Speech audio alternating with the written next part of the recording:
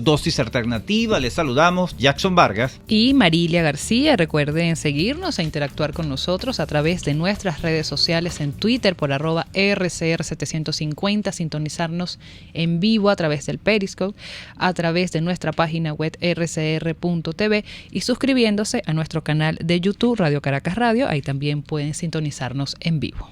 Amigos, en nuestro tema de hoy vamos a referirnos a una enfermedad o patología que puede presentarse en nuestro tubo digestivo, ¿no, Marilia? Así es. Estamos hablando de la enfermedad inflamatoria intestinal. Esto seguramente es muy común, muchas personas quizás pasan por esta situación. Exactamente, sí. Y hoy con nuestra experta, la persona que hemos invitado para que nos aclare todas las dudas que podamos tener sobre el mismo, bueno, nos dará la respuesta a por qué se produce, dónde se produce, los síntomas, todo lo que siempre está en torno a este tipo de patología. Bueno, estamos hablando de Criselis Gómez, ella es médico cirujano y gastroenterólogo, nos acompaña vía Skype. Bienvenida, doctora.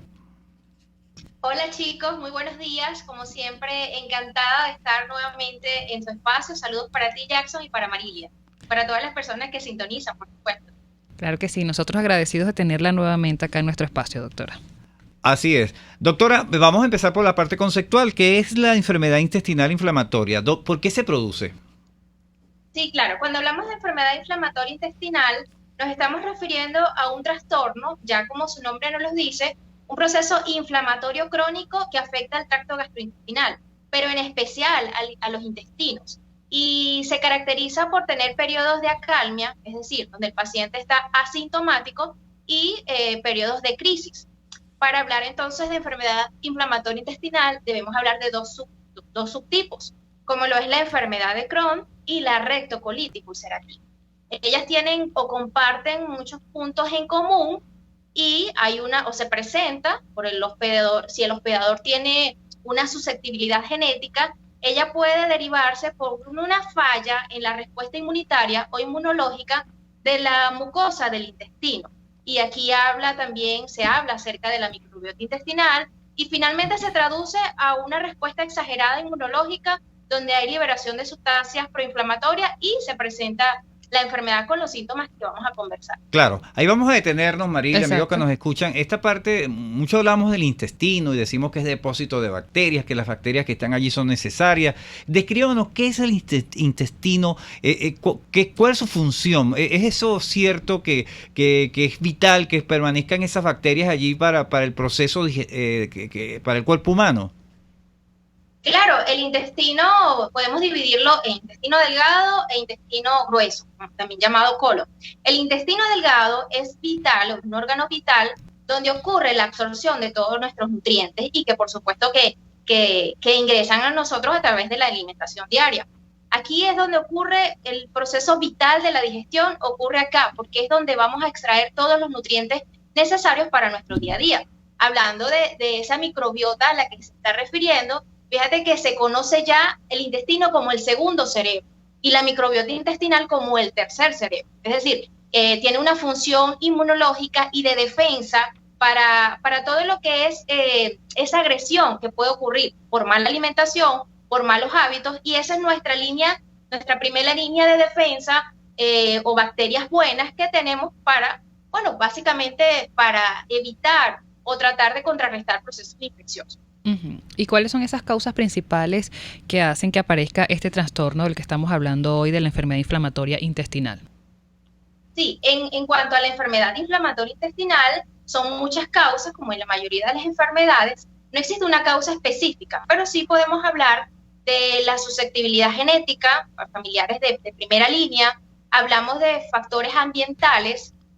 Aquí entra los malos hábitos, entra los pacientes que reciben terapia hormonal, consumo de tabaco, de alcohol, y la más importante, que era la que hablamos al inicio, una falla en la respuesta inmunológica o una falta de respuesta inmunitaria, que está alterada. Básicamente es como una mezcla de todos estos factores que pueden dar origen al desarrollo de una enfermedad inflamatoria intestinal en cualquiera de sus dos presentaciones, como hablábamos, la enfermedad de Crohn o la rectocolitis ulcerativa.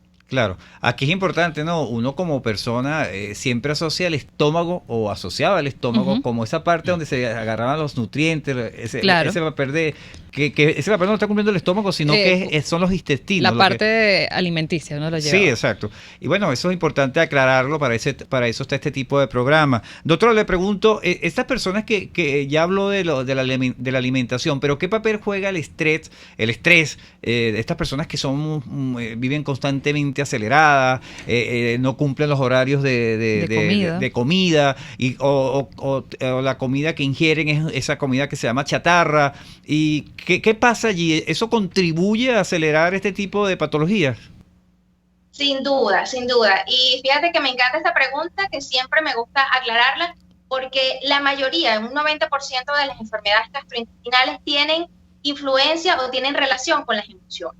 Y eso se da o se explica porque en el intestino, nosotros tenemos ya en el sistema gastrointestinal tiene su propio sistema nervioso, ese es el sistema entérico. Y en el intestino se segrega una hormona que es la hormona del bienestar, que es la serotonina, que a pesar de lo que la gente pueda pensar, que se segrega únicamente en el cerebro, pues no es así. En un 90% se segrega en el intestino. Entonces se establece una conexión directa con el sistema nervioso central y el sistema nervioso entérico, y para que uno esté bien y funcione en homeostasis o equilibrio, evidentemente debe funcionar la salud gastrointestinal y la salud mental. Por eso es que todas las enfermedades emocionales repercuten directamente en estómago, en intestino y viceversa. Importante mantener o tratar en lo posible de mantener esta salud mental o de un autocontrol del estrés. Claro, importante eso, porque siempre vemos, lo decía Jackson, personas que apenas reciben un susto, una mala noticia, enseguida dicen me duele el estómago. O sea, de una vez es esta parte, el órgano que recibe como ese impacto de esas noticias. Pero vamos a la parte que usted decía de los síntomas, que es importante saber cuáles son esos síntomas que nos alertan de esta enfermedad inflamatoria intestinal. Usted decía que hay personas asintomáticas, entonces, ¿cómo darse cuenta de que están padeciendo este trastorno? Claro, bueno, aclarando y estableciendo de una vez comparaciones, porque hablamos, insisto, de dos patologías. La rectocolitis ulcerativa, importante comenzar por ella, se limita o afecta o está limitada a lo que es el colon, como el nombre lo dice, recto y la parte distal del colon. En la enfermedad de Crohn puede haber una afectación en diferentes órganos del sistema gastrointestinal, aunque es muy raro que afecte esófago, estómago o duodeno, se puede presentar, pero es más común hacia las porciones distales o finales del intestino delgado y de colon. Entonces, para la rectocolitis ulcerativa, los síntomas que va a presentar el paciente es la diarrea con características de sangre y dolor abdominal. Eso es lo básico en la rectocolitis ulcerativa y para el diagnóstico. En cuanto a la enfermedad de Crohn, hay una serie de síntomas. Puede presentarse la diarrea, pero la diferencia de la rectocolitis, que no es sanguinolenta, si va a haber astenia o debilidad generalizada, pérdida de peso, se puede palpar una masa a nivel del abdomen bajo, y si es caso más severo, puede condicionar procesos infecciosos severos, puede presentar fiebre, disminución de la hemoglobina, anemia y una disminución en todos los electrolitos. Un poco más complejo, pero básicamente estas son los dos grandes rasgos que las caracterizan. Claro. Amigos, estamos conversando con Criselis Gómez, ella es médico cirujano y gastroenterólogo. Nuestro tema de hoy, enfermedad inflamatoria intestinal. Doctora, vamos a hacer la pausa correspondiente a esta hora, le rogamos que permanezca allí. Vamos a seguir, por supuesto, haciendo más preguntas para que nuestros amigos tengan las respuestas necesarias sobre este tema. Vamos a publicidad y ya regresamos.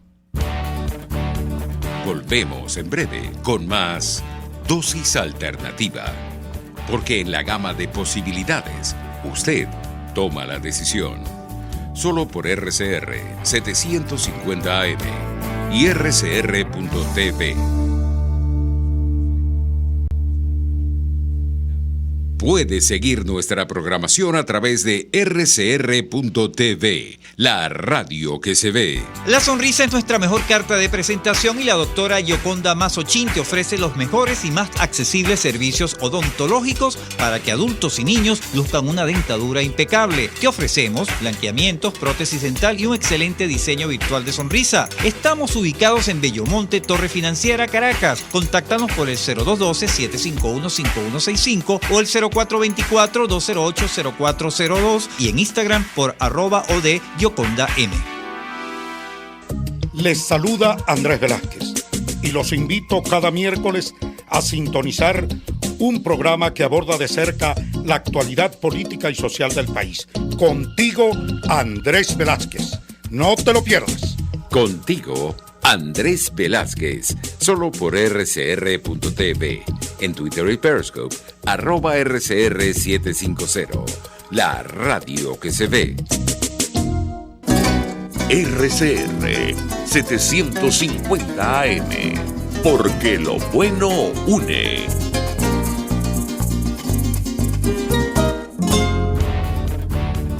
Les estamos presentando Dosis Alternativa con Marilia García y Jackson Vargas, solo por RCR 750 AM y rcr.tv, la radio que se ve.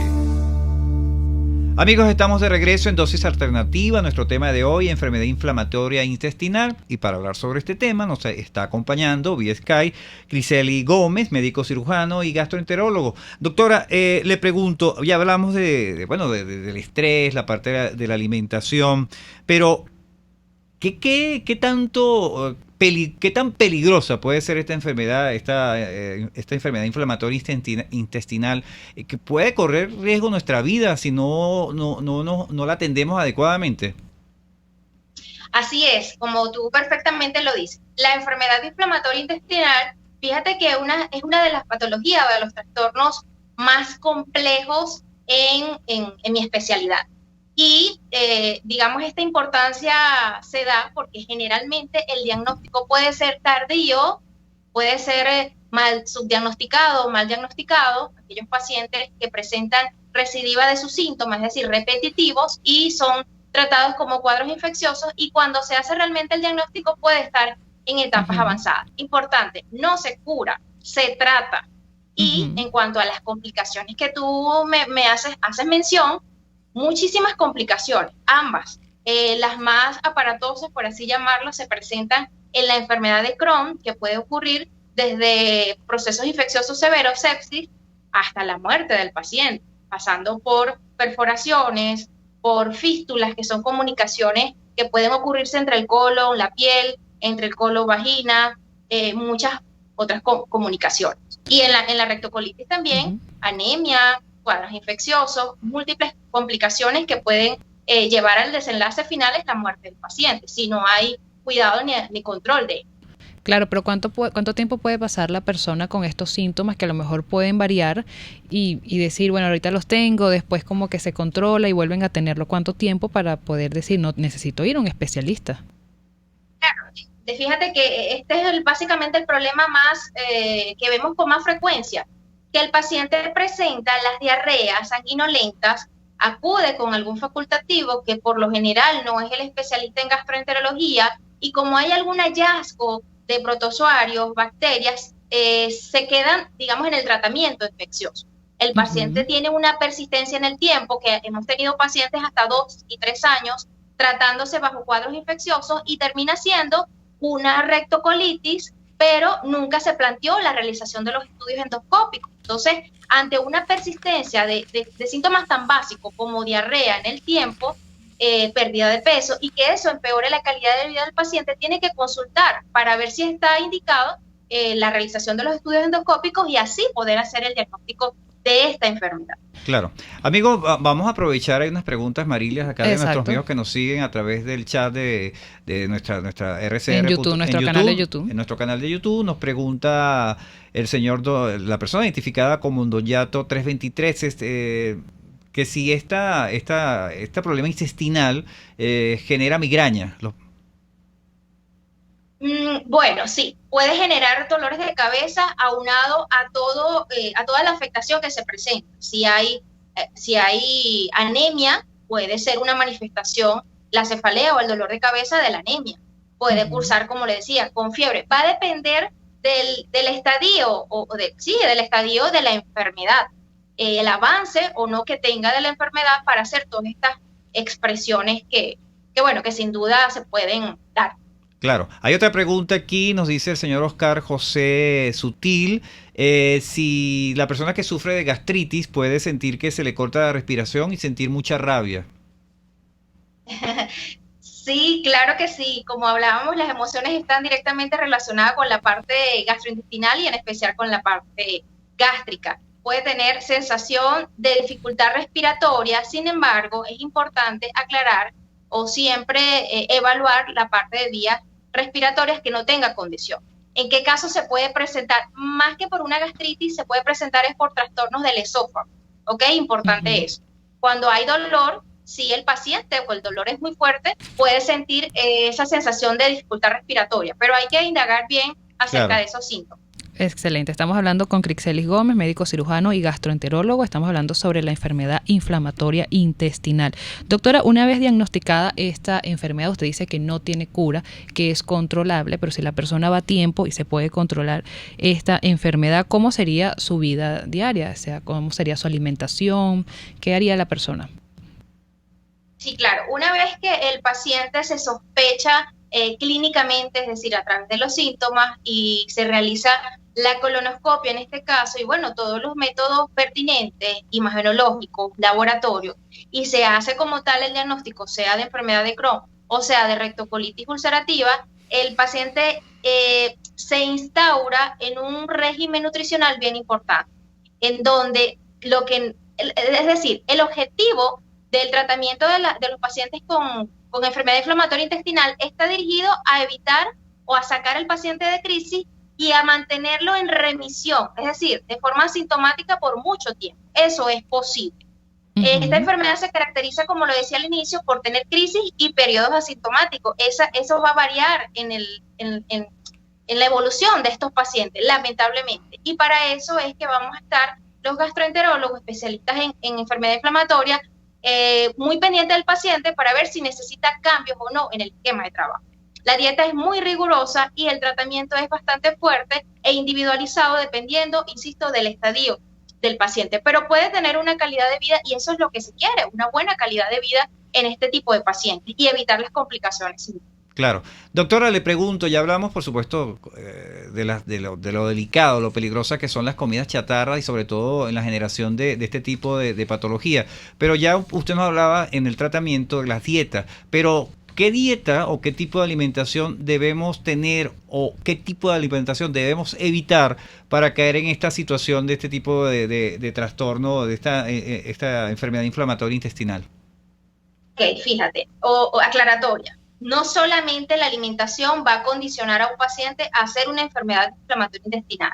Es importante diferenciarlo del síndrome de intestino irritable. Muchas personas pueden confundir estos términos y pensar que nos estamos refiriendo a un síndrome de intestino irritable cuando hablamos de enfermedad inflamatoria intestinal. Y no es así. Los trastornos alimentarios sí pueden condicionar a un síndrome de intestino irritable, pero por sí solos no van a condicionar una enfermedad inflamatoria intestinal, ¿ok? Aclarado este punto, pues la alimentación sin duda también forma parte de los trastornos gastrointestinales en primer lugar. ¿Y qué debemos hacer? Bueno, siempre nuestras recomendaciones están orientadas al tema sanitario, a mantener una buena higiene, no solamente ahorita por el tema de la pandemia, sino una buena higiene de las manos, de los alimentos, del agua que consumimos para evitar procesos infecciosos, masticar adecuadamente los alimentos, consumir suficiente agua durante el día, hacer nuestras respectivas meriendas, cumplir con el horario o tratar en lo posible de cumplir con el horario de las comidas. Eso es básico en evitar o en prevención de las enfermedades gastrointestinales. Claro. Bien, vamos a hablar ahora de un punto, Marilia, que son, doctora, que son los factores de riesgo, la edad. ¿Entre qué edad puede aparecer este tipo de patología? Perfecta pregunta. Bueno, su incidencia es mundial. La enfermedad inflamatoria intestinal Sin embargo, tiene como mayor predisposición hacia Europa, o sea, el continente europeo, sobre todo el norte. En cuanto a preferencias de sexos, no hay para la rectoculitis. Se presenta de igual forma para los hombres como para las mujeres. Pero en la enfermedad de Crohn sí es un poco más frecuente en los hombres. En cuanto a su presentación clínica o a la edad de la presentación, tiene un comportamiento bimodal. Es decir, se puede presentar en un primer periodo de 15 hasta 30 años, y en un segundo grupo se puede presentar quinta década de la vida, 55 años hasta 60 años. Ese es más o menos el comportamiento que tiene en las enfermedades inflamatorias intestinales. O sea, que los niños no corren este riesgo de estos trastornos. Bueno, es muy raro, sí se puede presentar en niños, pero, como te digo, el debut es en la adolescencia temprana. Y esto tomando en cuenta también los antecedentes familiares que puedan existir con estos trastornos. Súper importante. Además, hay otras enfermedades que están asociadas, que tienen mayor predisposición a ser enfermedades inflamatorias. Hay una enfermedad en cuanto a osteomuscular, que es la espondiloartropatía, también se asocia con enfermedad inflamatoria, y en dermatología el pioderma gangrenoso también se asocia con esta patología. Sobre todo las enfermedades inmunológicas, porque recordar que la falla o se presenta es básicamente por una alteración inmunológica, una enfermedad netamente inmunológica. Claro. Doctora, también tenemos aquí en nuestra mesa de trabajo esta situación. ¿Hasta qué punto como factores de riesgo se puede considerar los medicamentos antiinflamatorios no esteroides? Bueno, en el tratamiento para las enfermedades inflamatorias forma parte los antiinflamatorios, pero no de primera elección. Es decir, se pueden utilizar en crisis, pero sobre todo el arsenal terapéutico va a estar dado por los antiinflamatorios no esteroideos, los corticoesteroides, un grupo de medicamentos que se llama aminosalicilatos, donde la mesalacina es el protagonista. Utilizamos en esteroides no solamente tomados oral, sino endovenosos, y se utilizan enemas rectal para las crisis. Los agentes biológicos súper importantes para el tratamiento de esta enfermedad, y bueno, a dosis dependiendo de la gravedad y de la extensión de la enfermedad. Pero básicamente este es el arsenal terapéutico que tenemos para estos pacientes, y el control de sus estudios, que va a ser muy riguroso. Así es, bueno, ya estamos llegando al final de nuestro espacio, doctora. Nos gustaría que nos dé sus redes sociales, sus puntos de contacto, que además a través de nuestro chat de nuestro canal en YouTube lo están solicitando. Claro, bueno, muchísimas gracias por esta comunicación. Siempre encantada de compartir con espacios como estos, con ustedes, grandes profesionales. Me pueden ubicar en mis redes sociales en Instagram como Gastropiso Salud. Me pueden ubicar también en Facebook como doctora Criselis Gómez Bolívar. Y mi número telefónico 0412-988-7588. Con gusto le daré mis coordenadas para las consultas por esos medios. Así es, bueno, agradecidos con la doctora Criselis Gómez. Ella es médico cirujano y gastroenterólogo. Hoy estuvimos hablando sobre la enfermedad inflamatoria intestinal. Muchos puntos aclarados. Una enfermedad inmunológica, ¿no? Creíamos que por ser del estómago es algo alimenticio, y mire todos los antecedentes que puede tener. Quedamos bien informados con todo lo que fue esta entrevista. Bueno, estuvimos trabajando para ustedes en la dirección general de la estación, Jaime Nestares. En la gerencia de producción, Willix Arcaya. En los controles, César Arteaga. Recuerden seguir interactuando con nosotros a través de nuestras redes sociales en Twitter por @RCR750, sintonizarnos en vivo a través del Periscope, a través de nuestra página web rcr.tv, y suscribirse en nuestro canal de YouTube buscando Radio Caracas Radio. Les invitamos a que continúen ahora con el Radar de los Barrios. Hasta aquí, esta emisión de Dosis Alternativa. Nosotros le proporcionamos el abanico de posibilidades. Ustedes toman la decisión. Solo por RCR 750 AM y RCR.tv, la radio que se ve.